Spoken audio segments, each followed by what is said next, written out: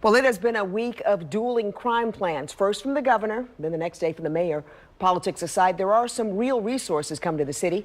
ABC 2 News investigative reporter Brian Kubler spoke to the commissioner to see how this is going to be deployed. Well, the Baltimore Police Department is getting backup officers from around the state to help with the immediacy of the violent crime here in Baltimore. Well, Governor Larry Hogan's crime plan for Baltimore is equal parts legislative, policy, and enforcement.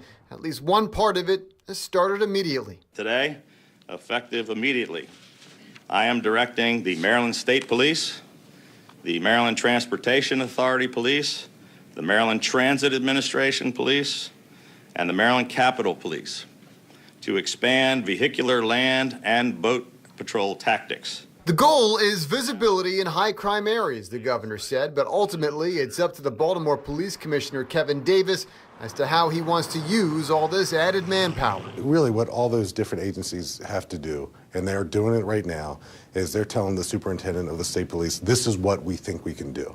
And then he and I will sit down and we'll determine which of those things are appropriate to do to address the violence. The commissioner does not envision troopers taking calls for service or random patrols through certain neighborhoods, rather using the extra officers to serve warrants on violent offenders and even build up new cases against the criminals police say are known to drive most of the violence in Baltimore.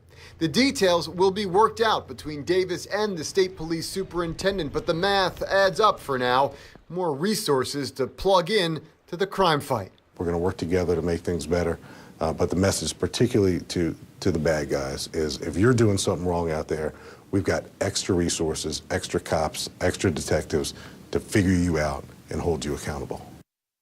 But for right now, we still don't know how many additional officers that will be here in Baltimore. Those numbers have yet to be determined.